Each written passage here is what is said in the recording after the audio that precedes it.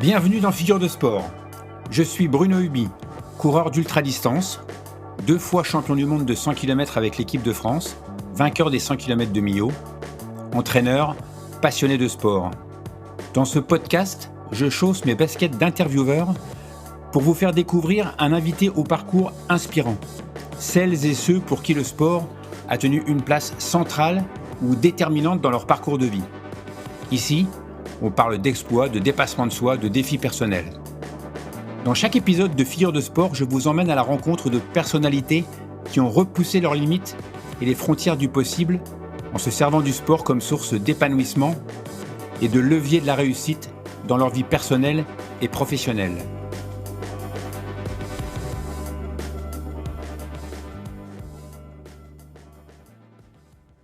Aujourd'hui, j'accueille Leïla Génaud, fondatrice de la marque de nutrition sportive Happy Run. Alors dans Happy Run, il y a Happy, rien à voir avec Happy, quoique, on lui demandera. Ça renvoie en fait à apiculteur. Et dans Happy Run, il y a aussi Run. Pas besoin de vous faire un dessin. Bonjour Leïla. Bonjour Bruno, merci de m'accueillir. Je suis ravi de t'accueillir pour ce nouvel épisode de Figure de Sport. Alors comme c'est la coutume sur ce podcast, est-ce que tu peux te présenter ? Oui, donc Leïla, j'ai 50 ans, je fais les choses avec passion et c'est pour raconter tout ça que je suis là. J'ai 3 enfants qui ne courent pas tous, mais qui en connaissent beaucoup sur la course à pied parce qu'on discute beaucoup de course à pied à la maison. Je suis fondatrice de la marque de nutrition sportive Happy Run, mais surtout cofondatrice, parce que c'est avec Pascal, mon conjoint, que l'on a créé Happy Run. On en parlera peut-être tout à l'heure. On est basé en Bretagne. Je suis très attachée à notre territoire. J'ai fait pas mal de choses dans ma vie avant de m'occuper avec Pascal d'Happy Run. J'ai été responsable marketing en particulier dans différentes entreprises. Mon dernier poste, c'était dans un groupe de presse, hein. Et j'ai habité dans différents pays, la Suisse, l'Allemagne, l'Angleterre, mais toujours avec un retour en Bretagne. Donc nous sommes à Liffré, à côté de Rennes.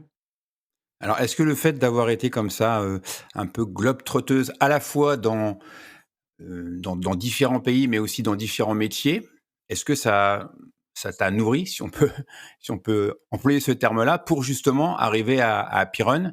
Est-ce que c'est quelque chose qui t'a permis, de savoir un peu plus pourquoi tu te lançais dans ce projet qu'il faudra que tu nous présentes? Parce qu'on aimerait bien comprendre comment, cette idée a germé un jour dans vos 2 têtes, à toi et à Pascal. Alors, le cursus international, il s'est imposé à moi assez vite pour plusieurs raisons. La première, c'est que j'adore les langues étrangères, j'adore apprendre, j'adore échanger, j'adore découvrir les gens, leur culture. Le lien avec Happy Run, il est un petit peu distendu pour le coup parce que j'adore, si je voyage, pratiquer les langues étrangères. J'essaye d'apprendre l'italien en ce moment, par exemple. Mais Happy Run, c'est vraiment un ancrage, très, très, local. Le lien, c'est la passion et l'envie de faire les choses, bien. Voilà. Alors la passion, ça revient souvent dans ce que tu dis. Tu l'as déjà employé 2 ou 3 fois, donc c'est ça le moteur au moment de lancer Happy Run? Comment est-ce que l'idée, elle germe? Est-ce que tu peux donner un peu plus de détails? Moi j'aimerais comprendre comment, voilà, parfois on se lève un matin et on dit: «Tiens, je vais faire, telle ou telle chose». Vous vous êtes levé un matin, toi et Pascal, et vous vous êtes dit: «Tiens, si on lançait une marque, de nutrition sportive?» Alors pas du tout, pas du tout, pas du tout. On avait déjà des abeilles, hein, on était dans une prépa marathon, il me semble que c'était la prépa pour le marathon d'Amsterdam et on était sur une de ces sorties longues, qui durent, 2 heures et demie où sur la fin on accélère, enfin on se met en allure marathon, 8 kilomètres. J'étais cuite clairement, avant d'accélérer les 8 kilomètres et j'avais, dans ma poche un de ces tubes de gel, de sucre et j'ai dit à Pascal: «J'aurais besoin d'énergie, mais ça va encore me faire mal au ventre» et on a commencé à discuter et comme quand on a une idée, eh bien effectivement on est passionné et on va jusqu'au bout et on a commencé à parler des vertus du miel et des ruches que l'on avait et l'idée est venue de proposer quelque chose, qui nous convienne et qui pourrait rendre service à d'autres coureurs, parce qu'on n'est pas les seuls à pouvoir, rencontrer des soucis digestifs ou à vouloir optimiser le confort, en course. Et on en a parlé autour de nous, on a eu une bonne, adhésion et donc on y est allé. Ça n'a pas été simple, parce que personne nous attendait clairement. Personne n'y croyait, dans la concurrence, surtout ou dans les professionnels, mais auprès des sportifs, l'accueil était vraiment, excellent. Et donc notre première préoccupation, parce qu'on faisait déjà du miel, c'était de trouver le moyen, et bien de réussir à faire, ces petites doses de miel avec un apport, pratique, hem, en petite quantité puisque, quand on commence avec la production dont on dispose. Il n'était pas question pour nous d'importer du miel, de le mélanger, mais vraiment de fonctionner avec un miel, intact. D'accord. Alors mais pourquoi le miel? C'est vrai que c'est pas une idée évidente. On se dit pas, après hier enfin moi j'utilise des produits, énergétiques depuis très, très longtemps. J'avais des a priori ou des connaissances sur le miel qui étaient sans doute, pas les bonnes. Qu'est-ce qui vous a incité? Pourquoi est-ce que vous vous êtes dit: «Le miel, c'est quelque chose qui peut être bénéfique et intéressant pour le coureur»? Est-ce que tu peux, bon de manière, explicite, hein, on va pas rentrer dans la technique, mais nous dire en quoi ce produit que tout le monde connaît, que tout le monde, utilise ou que tout le monde ou presque a déjà mangé, quels sont, concrètement, les effets bénéfiques que toi tu envisageais d'avoir en tant que coureuse dans ta sortie longue? C'est quoi qui Alors t'a animée en fait? oui, oui, bah, alors comme on est passionné et on s'est passionné d'apiculture, pardon, en tant qu'apiculteur, on a creusé les bienfaits du miel. Il y en a plusieurs pour les sportifs. Le premier, c'est, le seul sucre qui soit naturellement, digeste et qui naturellement contienne du fructose et du glucose. Avec effectivement, ce mélange de sucre rapide et de sucre lent, donc on n'a pas d'effet, pic de glycémie, on a un indice glycémique qui est aux alentours de 55, donc ça c'est très intéressant pour le sportif. Et pour en revenir à la digestibilité, à l'assimilation, les abeilles naturellement, lorsqu'elles vont fabriquer le miel, elles commencent par aller chercher le nectar dans les fleurs. C'est ce que j'explique souvent dans les classes de maternelle quand on fait des interventions. Elles vont chercher le nectar et non pas le pollen pour fabriquer le miel. Et quand elles ramènent ce nectar à la ruche, eh bien, elles se le passent de bouche en bouche, de jabot en jabot et lorsqu'elles font ça, c'est pas une simple, action de transvaser le nectar, mais, c'est une action de transformation, chimique naturelle pour y injecter des enzymes, des amylases et des invertases qui, pour nous, facilitent la digestion et qui en font un produit naturellement digeste. Donc ça, c'est très, très précieux. On a un produit qui a une glycémie douce, hein, similaire à celle de la banane, pardon, et qui ne demande pas d'effort digestif, hein. À un moment où le système digestif sur un sport à impact comme la course à pied, où le système digestif il est beaucoup moins irrigué qu'il ne l'est en temps normal.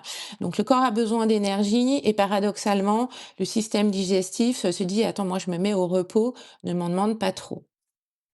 D'accord, donc facilité d'assimilation. C'est ça. Donc on a creusé tout ça parce on est passionné et on essaye, d'aller au bout des choses. On s'est rendu compte que personne, ne proposait, heu, de solutions aussi locales et naturelles, dans le marché. Il y a bien des marques, qui proposent des solutions avec du fructose, du glucose, très souvent de synthèse ou alors très souvent avec des miels, d'import ou mélangés qui n'ont pas les mêmes, qualités, en termes de digestibilité, d'assimilation, qui sont dégradés parce qu'ils ont pu être, chauffés. Hem, voilà, donc on a voulu proposer le produit le plus pur, le plus brut. Aussi, c'est souvent la question qu'on nous pose: «Mais alors dans vos petites doses, dans vos gels, là, c'est que du miel?» Oui, et c'est pour ça que ça marche, hein. D'accord, OK. Alors on va pas citer d'autres marques, mais moi Non. j'avais connaissance de d'autres marques, connues, hein, sur le milieu du running qui proposent aussi des produits à base de miel similaires. Donc moi, en tant que consommateur, les gens qui nous écoutent, qui se posent des questions, qui cherchent des produits qui seront les plus efficaces, comment est-ce que moi je vais faire la différence entre, les marques qui sont proposées sur le marché et Happy Run? Pourquoi est-ce que je me tourne vers Happy Run? Qu'est-ce qui va me m'inciter à choisir vos petits sticks de miel plutôt que les autres? Alors, nos petits sticks de miel, ils sont butinés par, nos abeilles, bretonnes. Le miel est extrait à froid, donc on en préserve à la fois tous les nutriments et toutes les qualités. On est en circuit court également et avec une efficacité, incroyable. Les dernières analyses qu'on a fait faire, sur le miel lui donnent une note de 5 sur 5 en termes justement de préservation des qualités, nutritionnelles, y compris pour le sport et en termes, d'antioxydants, en plus d'être très, digeste et d'avoir un indice glycémique, modéré. D'accord, donc extrait à froid, c'est quelque chose qui est propre à Happy Run et qui vous Alors, différencie des autres? il y a beaucoup d'apiculteurs qui pratiquent, une extraction à froid pour, respecter le travail des abeilles. Lorsqu'on est un industriel, on a très souvent des logiques de productivité et plus le miel est chauffé, plus il est liquide et plus les machines peuvent pomper, vite. Chez nous, l'extraction, elle est, automatique, donc semi-manuelle, aussi. On n'a pas du tout cette problématique, là. Hem voilà pour un premier élément de réponse. D'accord, OK. Alors la question peut-être qui fâche ou qui fâche pas, moi en tant que consommateur, j'aime bien privilégier les produits bio, même si je suis pas un ayatollah du bio, c'est pas forcément quelque chose que je vais chercher systématiquement, mais quand les produits sont bio, ça a tendance, moi, plutôt à me rassurer. En tout cas, j'ai l'impression que je vais consommer quelque chose qui va m'apporter des choses différentes des autres aliments. Alors, le miel bio, on en trouve. Est-ce que c'est possible? Pourquoi? Comment? Est-ce que tu peux nous préciser un petit peu tout ce Oui, qui tourne autour de ça? ouais, c'est une question très intéressante effectivement. Alors, le bio, c'est un label avant tout et c'est un label qui dépend du pays de fabrication du produit. Chaque produit a ses normes de bio. Concernant le miel, il y a différents critères qui existent. Le premier, c'est l'emplacement des ruchers. L'idée, c'est d'avoir des zones de butinage, préservées, et exemptes, d'intrants type, pesticides en particulier. Il y a une attention aussi toute particulière, outre, l'emplacement des ruchers, sur, le nourrissement, la qualité de la cire, dans la ruche et des matériaux, utilisés, le bois des ruches, en particulier. Une traçabilité, un étiquetage, irréprochable, hein. Les soins vétérinaires apportés aux ruches, hein, une désinfection au chalumeau ou au trempage, par exemple. On respecte, nous, toutes ces normes. Le bio, c'est pas un label qu'on a acheté parce que, on tient à protéger nos ruches contre un parasite qui s'appelle le varroa, qui est invasif, qui est présent dans tous les ruchers, qui décime les colonies, qui est contagieux de rucher en rucher. Le varroa? Le varroa, c'est un prédateur, c'est un petit acarien, en fait, qui injecte des substances, toxiques dans l'organisme des abeilles, qui crée des malformations, qui perturbent leur GPS, interne, et c'est un enjeu majeur pour tous les apiculteurs. C'est l'ennemi, numéro un des abeilles. Ça a été reconnu, avéré, remis dans un rapport, au ministère de l'apiculture. Heu, le problème, du traitement bio en varroa, en fait, hein, c'est que, les produits utilisés comme l'acide oxalique, c'est un acide qui peut être, c'est notre point de vue, dangereux. Et d'ailleurs, lorsqu'il faut l'utiliser, il faut mettre, des gants pour les apiculteurs. Ça peut provoquer des lésions, oculaires, hein. C'est corrosif pour les métaux, donc c'est pas un produit, anodin. Et puis, ce même acide oxalique, il induit en fait, heu, Mmh. Une mise au repos de la colonie pendant 3 semaines, c'est-à-dire que la reine doit être encagée et ne pond plus et donc ça a un vrai impact, hein, sur le renouvellement de la colonie.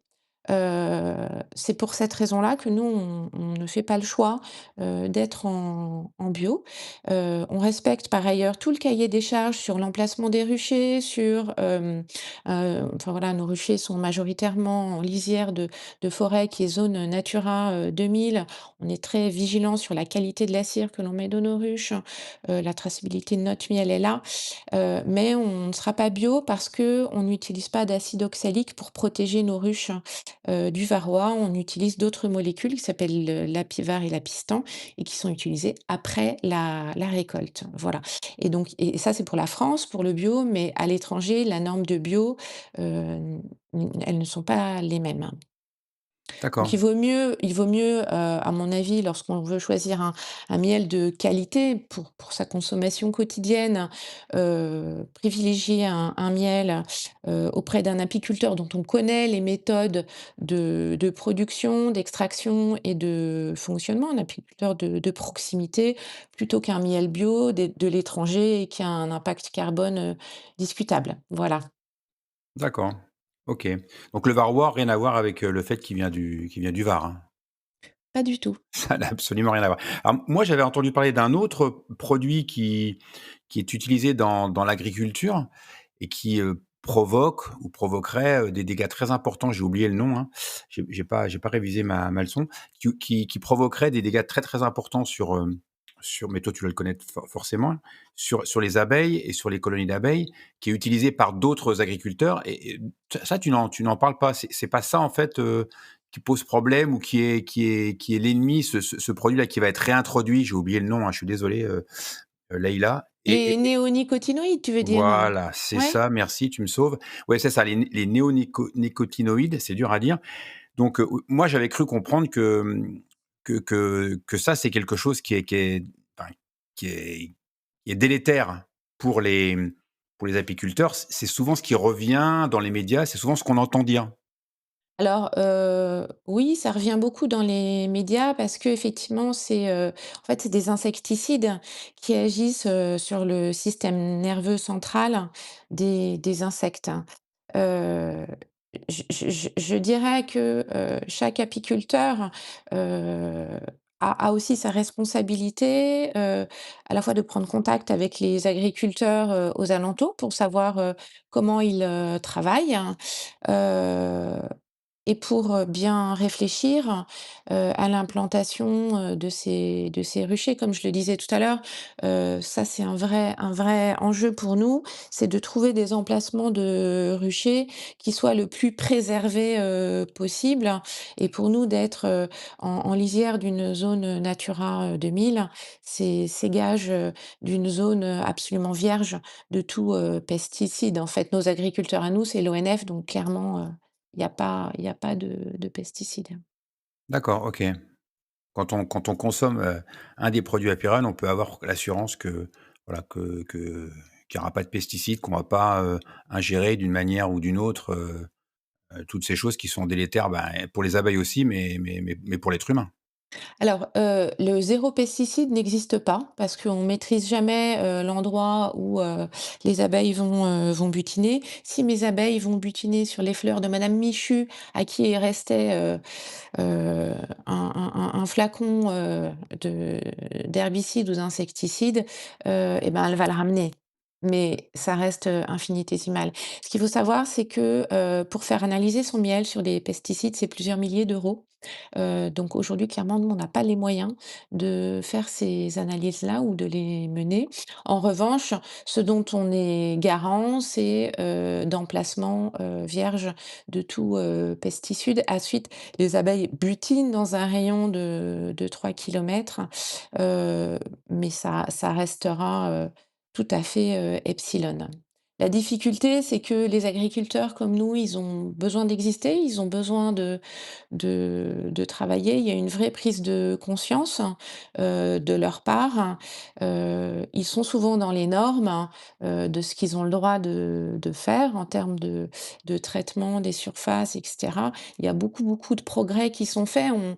On tire souvent sur l'ambulance, et les médias relaient, souvent, des choses qui sont, plus ou moins catastrophiques, mais il y a beaucoup d'avancées, qui se font et tous les agriculteurs avec qui on discute, le font vraiment en très bonne intelligence.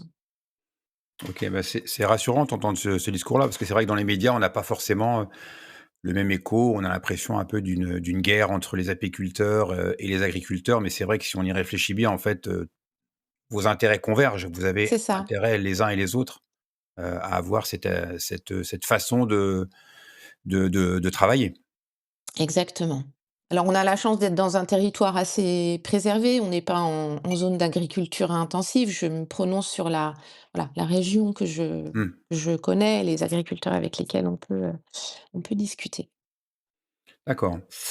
Donc Happy Run qui a démarré avec ces petits sticks de miel, hein, que j'ai testés moi, assez rapidement, mais maintenant ça va bien au-delà. C'est-à-dire que les produits que vous déclinez, c'est pas simplement ce que toi tu avais besoin quand tu faisais ta sortie longue, c'est allé bien au-delà. Donc vous avez au fur et à mesure de votre évolution, vous êtes rendu compte que pour les sportifs, et peut-être même aussi pour les êtres humains. Enfin moi, à titre personnel, je consomme vos produits, pas simplement quand je fais du sport, et peut-être même très souvent aussi quand je fais pas de sport.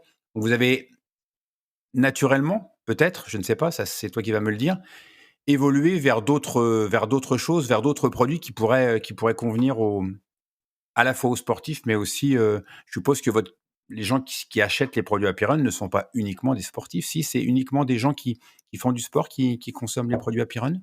Alors nos clients sont des amateurs de miel, hein, sont des amateurs de produits de la ruche, et effectivement, on a commencé par les sticks de miel pour répondre à la première partie de ta question, mais sans se dire, qu'on allait, monter une entreprise, c'est venu avec le temps et à l'écoute des sportifs, de nos amis sportifs également, qui ont pu, exprimer un besoin ou, sur constat de, «Ah ça n'existe pas». Je pense au gâteau sportif, par exemple, qui est déjà cuit dans son bocal.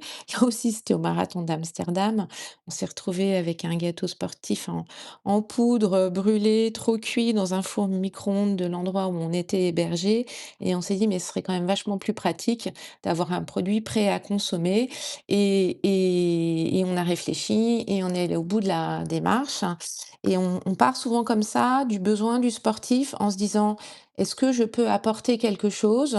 Est-ce que j'ai quelque chose de différenciant, par rapport à ce qui existe déjà sur le marché? Et est-ce que je peux le faire tout en restant, fidèle à mon ADN de proposer des produits naturels avec des ingrédients de proximité?»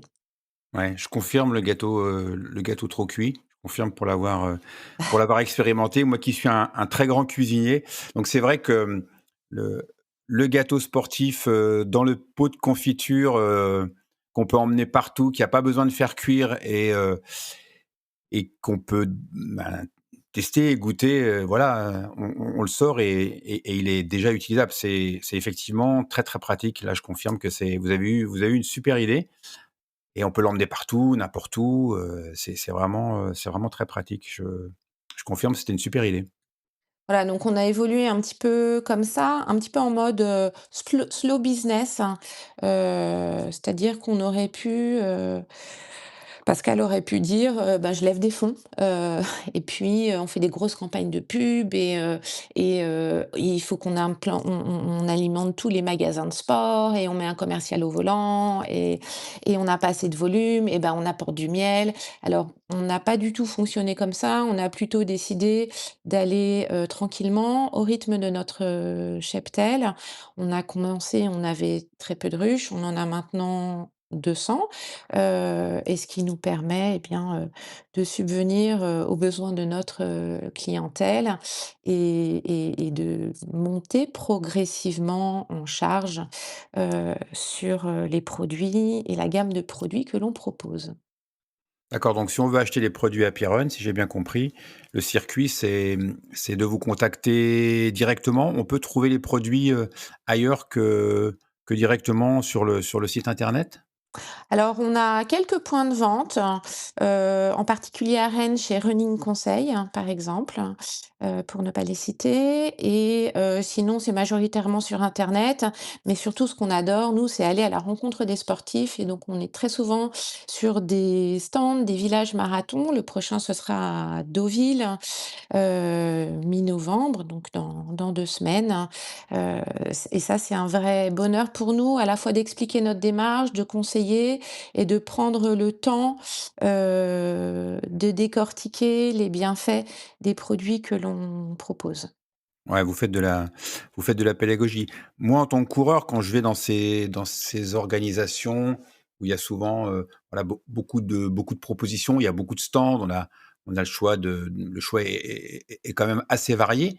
Donc vous avez quand même la possibilité de rencontrer les gens viennent vous voir, les gens vous posent des questions, les gens sont curieux et vous avez vraiment un retour qui est intéressant et qui vous permet de dire: «Bah, là, on a bien fait d'aller sur cette épreuve», parce que ça a un coût et au aussi et donc de trouver des nouveaux clients? Alors oui, c'est toujours intéressant, ne serait-ce qu'en visibilité, parce on est sur un public, de coureurs, donc qui est vraiment, cœur de cible, pour nous. On peut nouer des contacts avec, le gars qui dit: «Ah, j'ai oublié tous mes ravitaux, je sais pas comment je vais courir mon marathon, qu'est-ce que vous proposez?» Ou alors la personne qui dit: «Ah tiens, à Run, mais j'en ai déjà entendu parler, qu'est-ce que vous faites?» «Ah, c'est du miel. Ah, mais mon oncle est apiculteur, Ah tiens, votre démarche est intéressante, mais alors comment ça marche?» Mais il y a plein de raisons qui font que les gens peuvent s'arrêter. Mmh. OK, d'accord. Alors tu nous as expliqué au début de l'interview que l'idée t'est venue quand tu courais. Donc Oui. maintenant que tu cours, toi, tu as vu la différence. En tant que pratiquante, ça ça répond, à tes besoins. Tu as trouvé des solutions par rapport à ce coup de mou que tu avais et ces problèmes de digestibilité, ça a vraiment bien fonctionné? Oui, tout à fait, oui, oui, tout à fait. Le stick de miel, ça nous a vraiment, changé la vie en termes de confort digestif, en course. Alors parce qu'elle n'est pas là, il s'excuse, mais lui, il a couru la diagonale des fous avec des sticks de miel. Je crois qu'il en a pris, 64. D'accord, Je vous laisse imaginer prendre 64 gels, ouais. industriels, sur une course. Je pense que c'est un défi, digestif. D'accord, donc il a fait toute la diagonale avec ses sticks de miel? Ouais, ça. D'accord et c'est quoi les recommandations, d'utilisation? Les C'est ins sticks? Ouais, 64 sticks, donc ça veut dire Alors il en prenait c'était au tout début, donc on n'avait pas d'autres produits, hein, donc il il est un peu, jusqu'au boutiste, Pascal et donc il a voulu, tester aussi sur lui-même, les sticks, de miel. Il en a pris, toutes les heures. Pas toutes d'accord, les heures, non, je dis une bêtise, pas du tout. Il en a pris, toutes les 35 minutes, pas du tout toutes les heures.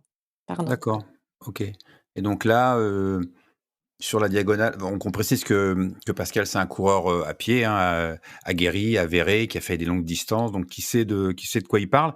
Donc, ouais, donc pas de problème d'écœurement du sucre, parce que c'est ça un peu qu'on redoute tous les coureurs et je suis sûr que ceux qui nous écoutent, doivent penser à ça aussi.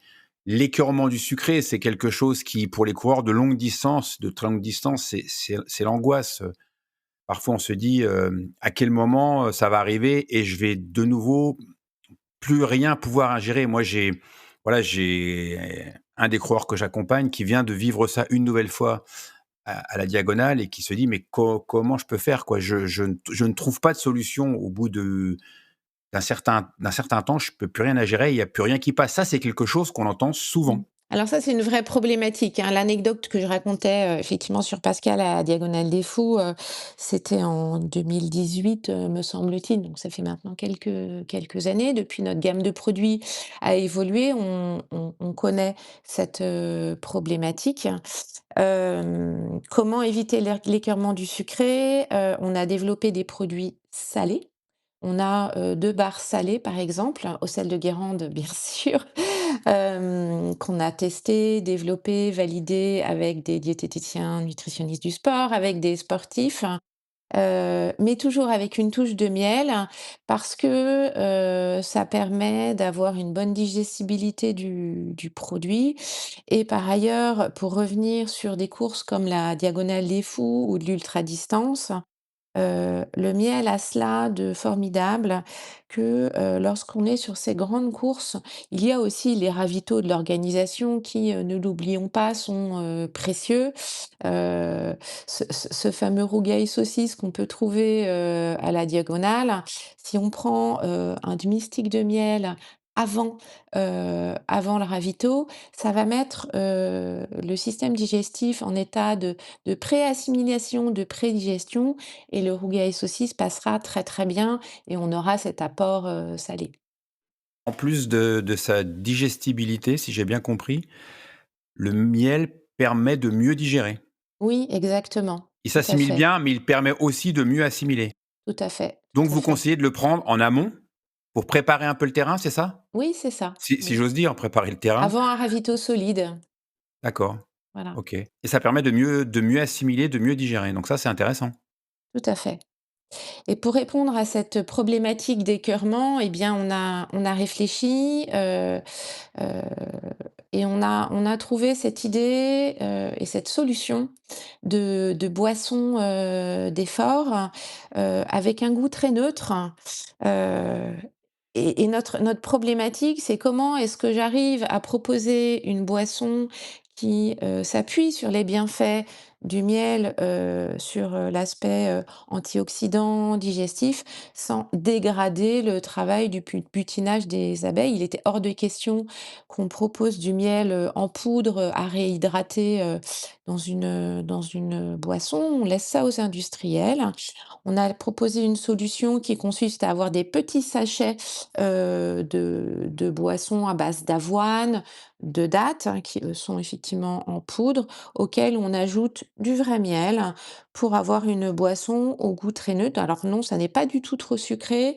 On y inclut aussi du bicarbonate, hein. Ça permet de bien tamponner, tout ce qui est, acide, lactique et de bénéficier avec le miel, des antioxydants naturels qui sont pas dégradés puisqu'on est sur un miel extrait à froid. Oui, alors je confirme parce que moi j'utilise cette boisson, je l'utilise et là, par exemple, en ce moment, hein, au moment où on enregistre, on est au mois de bientôt de novembre et c'est vrai que cette boisson, elle a aussi, je trouve, dans les dans les aspects positifs, c'est cette capacité qu'elle a de c'est pas juste quelque chose qu'on boit, elle apporte aussi, je trouve, une espèce de consistance, en plus du goût neutre qui fait qu'on n'est pas écœuré. Elle a une consistance qui est intéressante à mon avis. Je ne sais pas si vous avez fait exprès, mais j'en discutais avec des amis au cours de sorties vélo, où ils me disaient: «Mais moi, je peux pas boire là». Je trouvais qu'ils buvaient pas, les cyclistes, enfin ceux qui étaient avec moi. Je me dis: «Mais vous buvez pas ou quoi?» Et moi je bois des quantités, très, très importantes, parce que j'ai appris ça avec la course à pied. Et ils me disaient: «Bah, ouais, mais non, tu sais, nous, c'est pas terrible, il fait froid, il fait un peu plus frais là, j'ai pas envie de boire». Et je leur disais: «Mais en fait, moi, ce que je bois là, j'ai presque l'impression que je me nourris». C'est-à-dire que non seulement je bois, mais en plus ça m'apporte une consistance et la neutralité du goût fait qu'en fait je ne m'écoeure pas et je m'hydrate en fait mieux grâce à la consistance de votre boisson. Alors ce serait peut-être pas le cas systématiquement quand il fait très, très chaud, mais en tout cas là dans les conditions à peu près normales, qui ne sont pas d'extrême chaleur, je trouve qu'en plus elle apporte quelque chose, de vraiment supplémentaire. Je ne sais pas si c'est quelque chose que vous avez cherché à développer ou pas? Alors si, tout à fait, parce qu'on a voulu répondre, outre, cette problématique, d'écœurement sur les deuxièmes moitiés de course sur la longue distance, à la problématique de, j'arrive plus à mâcher. Ouais. J'arrive plus à mâcher et donc on a voulu proposer une hydratation utile. c'est-à-dire qui apporte de la calorie et de la consistance et on est à 43 grammes de glucides, dans la boisson, pour 500 millilitres donc ça c'est vraiment intéressant. J'ai aussi des sportifs qui l'utilisent en boisson d'attente. En fait, on a voulu proposer quelque chose de vraiment polyvalent, pour pas démultiplier non plus, les produits dans les dans le placard des sportifs et rester avec une approche simple et efficace qui réponde à cette problématique de, «Je suis écœurée, mais j'ai besoin de me nourrir, je n'arrive plus à mâcher. Comment est-ce que je peux ingérer des calories malgré tout, tout en m'hydratant?» OK, super. Non, c'est vrai que c'est très intéressant et aussi la boisson de récup.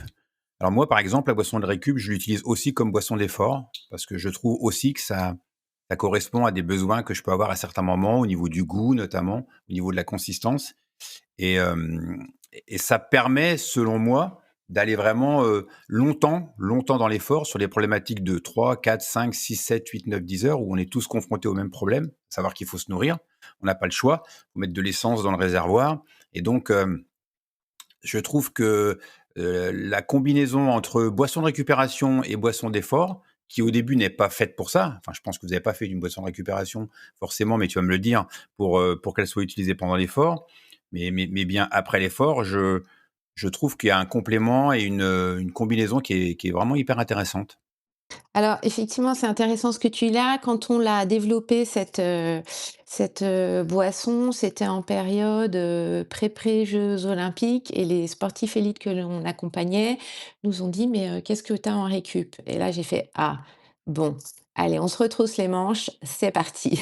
On a travaillé avec, le DNH qui est l'école qui forme les futurs, diététiciens, nutritionnistes. On a fait tester cette boisson, le plus gros écueil qu'on a rencontré, je dirais, outre d'avoir un tableau nutritionnel de boissons, qui tiennent la route et d'avoir un vrai apport, protéiné, c'était que ce soit bon.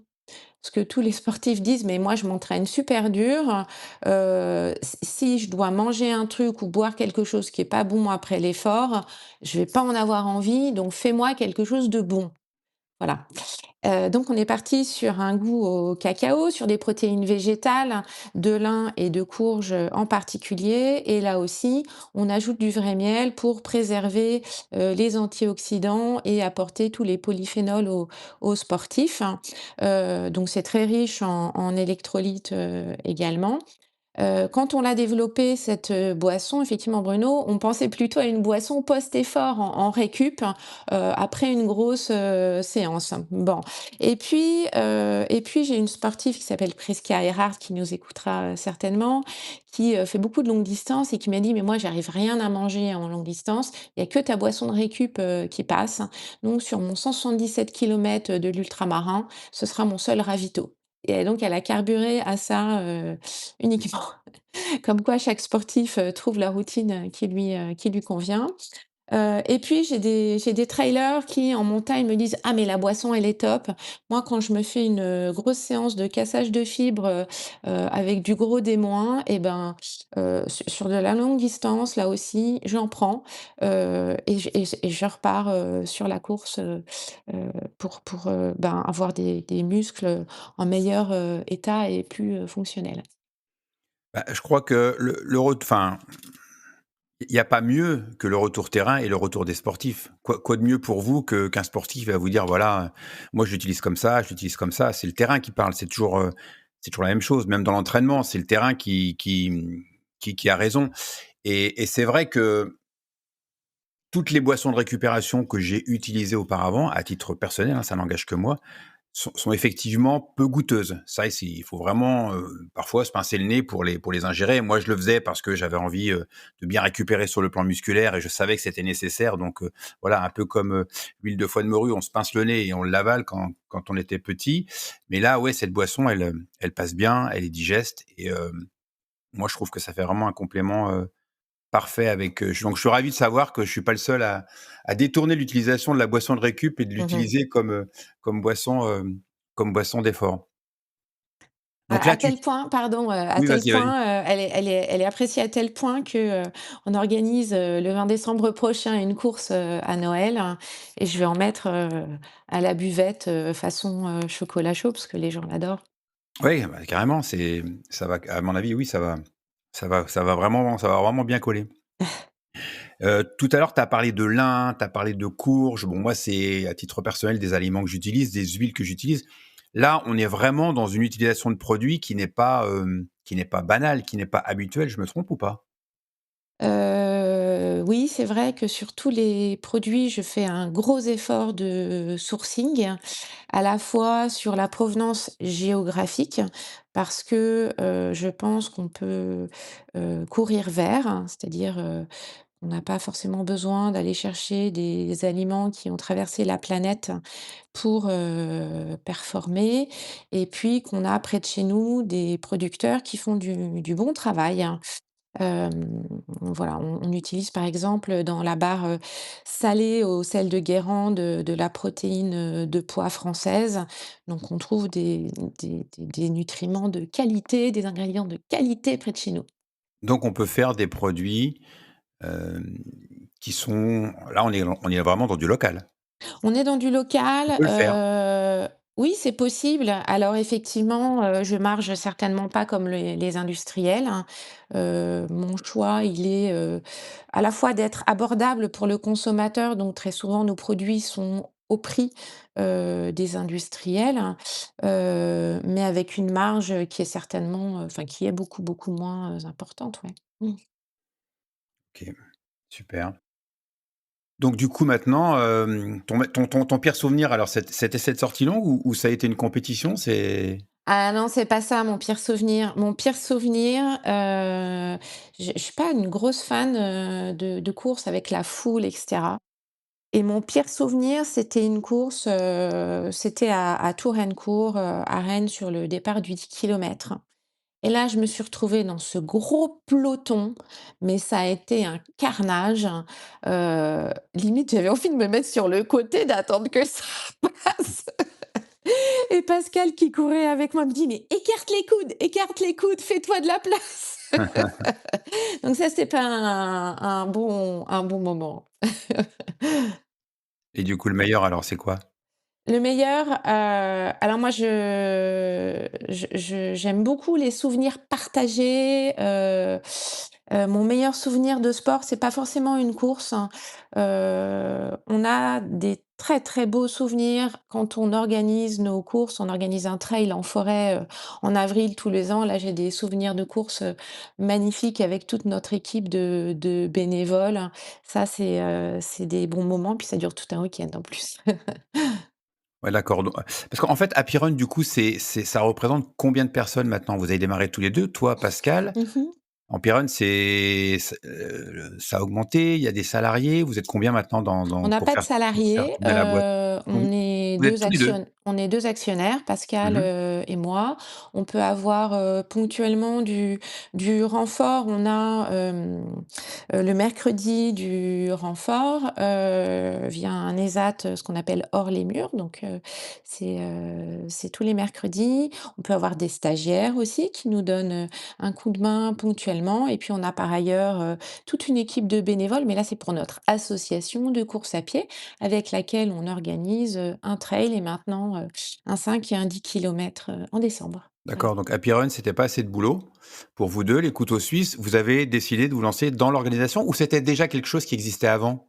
Alors, non, ça existait pas sous cette forme-là avant. Pascal, il est entraîneur, donc il a toujours entraîné, et il adore, partager. Le partage, c'est souvent des choses qui reviennent, chez nous parce que, c'est notre moteur, c'est ce qui nous anime. Et donc maintenant, effectivement, on a un groupe d'entraînement, le lundi soir, sur la piste à Liffré, et on a beaucoup de plaisir à se retrouver, et le problème, c'est qu'on a des idées, et quand on a une idée, on a souvent envie, de l'aboutir. Donc c'est ce qui s'est passé en revenant d'une course de Noël, l'année dernière, où Pascal m'a regardée, m'a dit: «Mais on pourrait faire un truc à Noël, il y a vraiment, un bel esprit, et dans le coin, on pourrait monter une course un petit peu différente», et c'est comme ça que c'est parti. D'accord. OK. Donc si on veut aller courir, à Liffré ou autour de Liffré, on peut rejoindre votre groupe, on peut aller s'entraîner avec vous, c'est open bar, on peut vous accueillez tout le monde, on peut venir s'entraîner, avec Alors votre groupe? oui, on accueille, tout le monde, on accueille tous les niveaux. Il y a des gens qui commencent à courir 5 kilomètres, pour qui c'est vraiment les tout débuts de la course à pied. Il y a aussi des ultra trailers qui sont là. L'adhésion est gratuite. On demande simplement une contrepartie en temps et en bénévolat, sur les courses que l'on organise en décembre, et en avril. Parce qu'elle propose des plans d'entraînement, avec un tronc commun et puis des plans d'entraînement, personnalisés également pour ceux qui le souhaitent.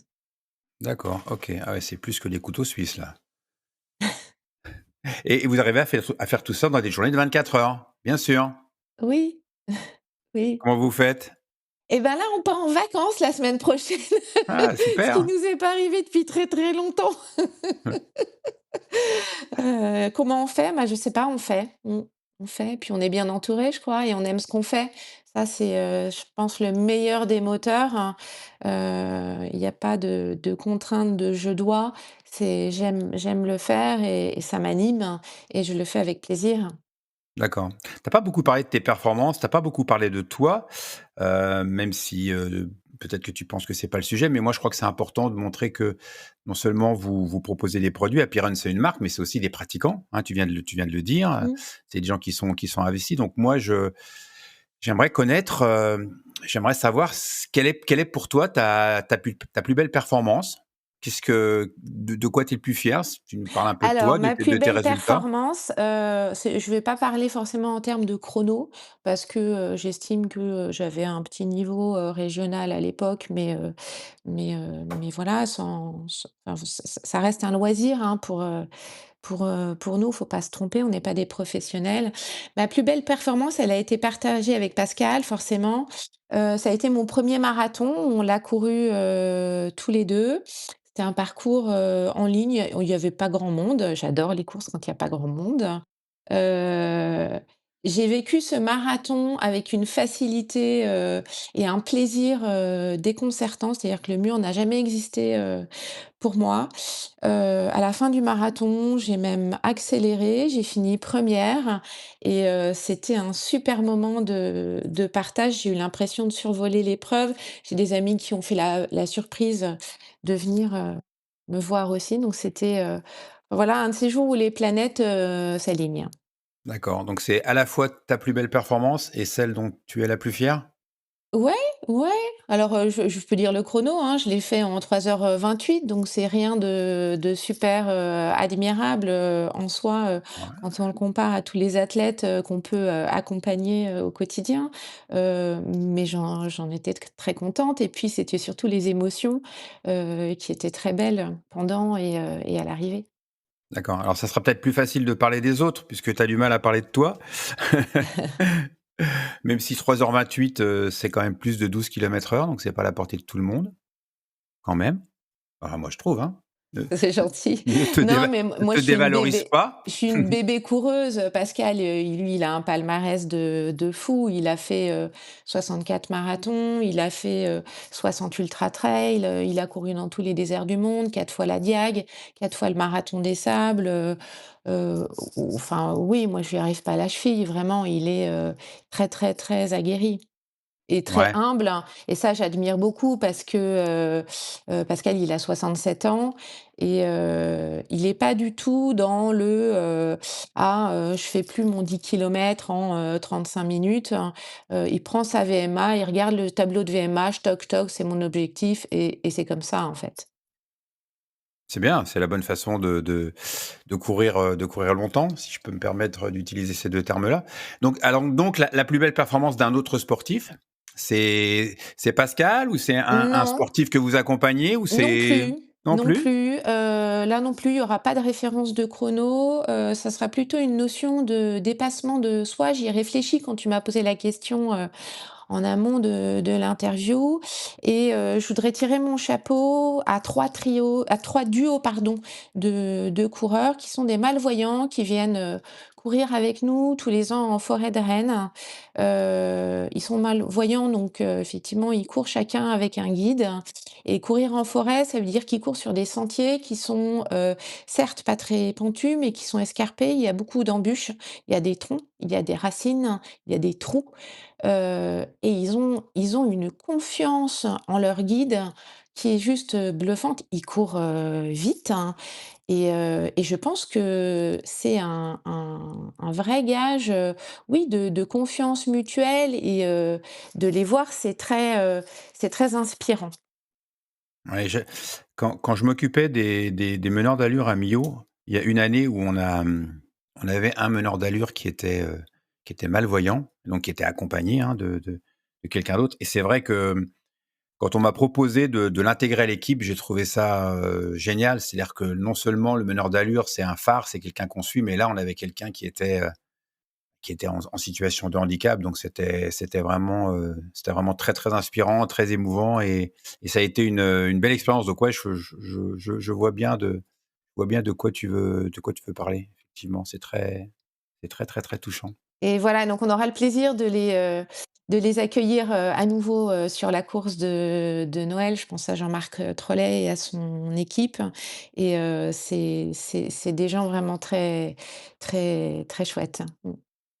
Au niveau des sportifs, justement, il y a certains sportifs, qui ont fait de très, très belles performances et qui utilisent les produits Happy Run. Est-ce que c'est des choses dont tu veux nous parler? On sait quand même, faut pas Oui? se mentir que, voilà, que ces sportifs-là sont inspirants, sont des modèles. Si vous vous êtes tourné vers eux, c'est aussi parce que, voilà, ça vous permet à vous d'avancer. Donc, quels sont les Alors on sportifs dont tu voudrais qu'on nous dont tu voudrais parler? Oui, il y a différentes démarches. Il y a à la fois ceux que je vais chercher et que je peux contacter, de mon propre chef et puis il y a ceux qui nous sollicitent.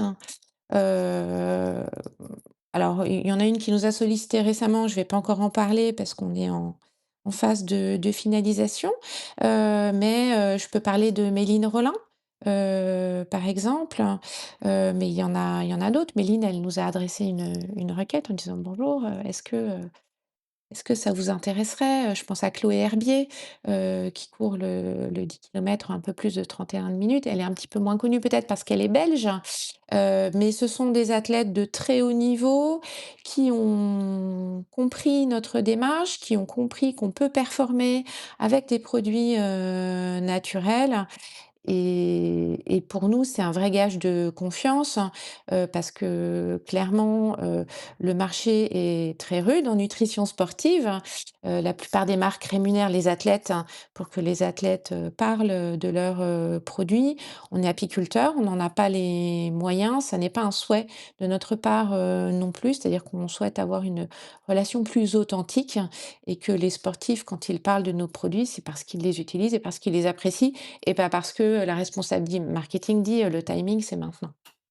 Donc ce qu'on peut dire, c'est que les athlètes de haut niveau qui s'adressent, à vous ne viennent pas simplement pour, avoir des produits sportifs, pour les utiliser dans leurs entraînements au quotidien, mais ils ont aussi cette volonté de bien se nourrir. Ils ont cette approche un peu, je dirais, cette approche un peu de vouloir se projeter dans quelque chose de plus qui va au-delà de l'entraînement et qui va au-delà de leur simple pratique sportive. Oui, tout à fait. Alors, on accompagne des gens comme Emmanuel Rudolph, Lévis, Lenny Reimer-Mancini, j'ai parlé de Chloé Herbier, Marie Bouchard, Alice Michel, Nicolas Vitré, Florian Caro, Maxime Perrino, qui sont des performeurs et qui apprécient, à la fois le côté, naturel, authentique, mais aussi le lien humain qu'on peut avoir avec eux. Parce que comme je le disais, on est souvent sur des villages, de courses. Donc on peut être amené à se rencontrer et puis on va avoir le grand, grand plaisir d'accueillir, certains d'entre eux sur notre course de Noël, bientôt. Voilà. OK. Ouais, ce que je voulais mettre en avant aussi, enfin, ce qui me paraît important, c'est qu'ils ont aussi le souci de leur santé. Tout à fait. Dans le sport, c'est pas un sujet qu'on a abordé là, tous les 2 et puis c'est pas le sujet, mais voilà, le dopage, c'est quand même quelque chose qui revient souvent. C'est quelque chose qui fait Mmh. débat. Moi, je pense que des sportifs qui sont aussi soucieux, de leur santé que de leur performance, c'est quand même quelque chose qui est très important et moi je trouve ça, extrêmement rassurant que des sportifs de bon niveau, de très bon niveau, de haut niveau, soient aussi soucieux de leur santé et ne soient pas uniquement dans une démarche de performance. Oui, et c'est d'autant plus important qu'au-delà du dopage, parce que je pense que la prise de conscience, elle est là, les contrôles antidopage, à leur niveau, ils sont inopinés, ils sont fréquents. Il y a un enjeu de santé, et d'avoir des produits qui sont performants, mais qui sont bons pour mon corps, au-delà du dopage. Je m'explique. On échangeait récemment avec des médecins du sport qui nous expliquaient que l'incidence du diabète augmente très fortement sur les sportifs alors à la retraite ou qui se retirent du monde professionnel, on va le dire comme ça, parce qu'ils restent jeunes. Euh, Cette incidence, elle est vraiment importante et que tout ce qui peut être ultra transformé y contribue fortement, y compris dans la nutrition sportive. C'est pas parce que c'est de la nutrition sportive et que c'est très ponctuel qu'on ne doit pas y prêter attention. Un raccourci consisterait à dire ma nutrition sportive, bah, c'est quand je cours, donc c'est 2 fois par semaine. C'est pas très grave si c'est des produits de synthèse. Eh bien non, là aussi, on en a beaucoup discuté avec, les médecins du sport. Hem, du fait de ce sport à impact qu'est la course à pied, le système digestif, il se modifie à l'effort. Il y a une certaine porosité du système digestif qui se fait au niveau intestinal, ce qui fait que tout est absorbé de manière décuplée, y compris les cochonneries. Donc oui, c'est important la qualité de ce que l'on peut, ingérer, pas forcément pour là, tout de suite, hein, mais dans 5, 10 ans, ça aura un impact et qui n'est pas encore très bien mesuré, mais on le devine assez aisément. Ouais, ouais. Merci de toutes ces précisions, c'est important que tu le dises parce que, ouais, quand on a 20-25 ans, on se soucie peut-être pas forcément de sa santé, pas autant que quand on en a 65 comme moi, par exemple. Mais effectivement, ouais, je pense que c'est un discours qu'on devrait entendre plus souvent, qui devrait être répété aux sportifs en leur disant que je crois que les nouvelles générations ont quand même beaucoup plus conscience, Mmh, de cette nécessité tout d'être à a fait. Mmh. attentif à tout ce qu'ils ingèrent et c'est peut-être aussi ça qui est très positif, c'est qu'ils sont voilà, ils sont touchés par tout ce qui se passe sur notre planète actuellement et peut-être que justement ils auront et c'est tant mieux d'ailleurs ce souci, de faire très attention, à la manière dont ils se nourrissent et pas simplement, au quotidien, mais aussi dans leurs entraînements. Ouais, c'est super important. Alors c'est toi qui auras le plaisir, j'espère, de clore cet entretien. Ce podcast s'appelle Figure de sport parce que je j'invite des gens qui, selon moi, sont des figures de sport, des personnes qui sont inspirantes, intéressantes. Voilà, tous ces sujets, dont on a parlé là, c'était intéressant. En tout cas, moi, ça m'intéresse et j'espère que ça intéressera tous ceux qui vont nous écouter et donc tu fais partie des figures de sport. Mais toi, pour toi, c'est quoi ta figure de sport? J'ai pas de personne en particulier parce que, figure de sport, c'est très, multiple, hein. On peut être inspirant parce qu'on fait une très belle performance, on peut être inspirant parce que, c'est des émotions partagées sur une ligne d'arrivée, on peut être inspirant parce qu'on organise une course et qu'on dévoue son temps à d'autres, sportifs. Hem Je voudrais faire un petit clin d'œil à quelqu'un qui nous a fait confiance, très vite néanmoins. On lançait un podcast à l'époque et j'ai demandé à Pascal: «Écoute, je voudrais interviewer quelqu'un qui fait de la longue distance, qui fait de l'ultra distance, à qui tu penses?» Et donc il m'a donné un nom. Cette personne, je l'ai appelée. Et cette personne m'a dit: «C'est intéressant ce que vous faites, mais moi j'ai besoin de comprendre et pour comprendre, il faut qu'on m'explique, ce qu'est le miel». Et nous, les tout petits apiculteurs du fin fond de la Bretagne, on a eu l'oreille de ce sportif et ce sportif, c'est toi, Bruno. Tu te souviens de cet échange? Je me souviens très bien, effectivement. Je me Voilà. je me souviens très bien de cet échange. Effectivement, j'avais besoin de comprendre parce que j'ai besoin de comprendre et c'est vrai que là, du coup, la boucle est bouclée. Je voulais que ce soit toi qui termine ce podcast, mais du coup, c'est peut-être moi qui vais être obligé de le conclure. Oui, c'est vrai que j'avais besoin de comprendre et c'est aussi la raison pour laquelle, on a eu ces échanges. C'était pas évident pour moi qu'un produit à base de miel soit forcément quelque chose de pertinent, d'utile et dès la première conversation qu'on a eue, vous m'avez convaincu.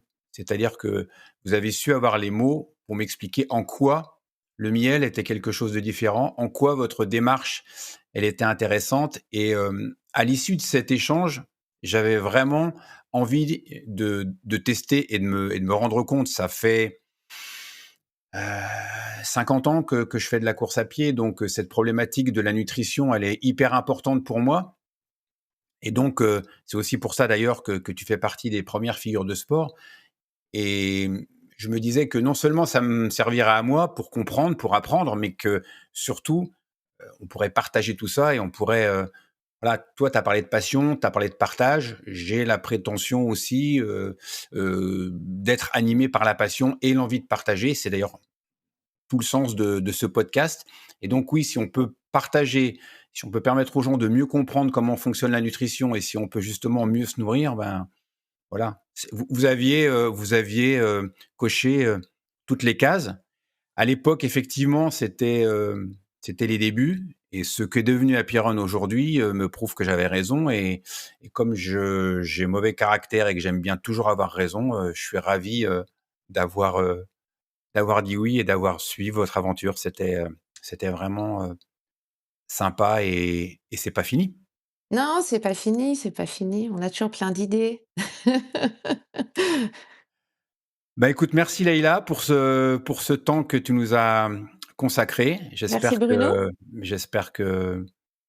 que l'aventure d'Happy Run va continuer encore, longtemps et qu'on va découvrir encore, plein de choses grâce à vous, les couteaux suisses de la nutrition sportive.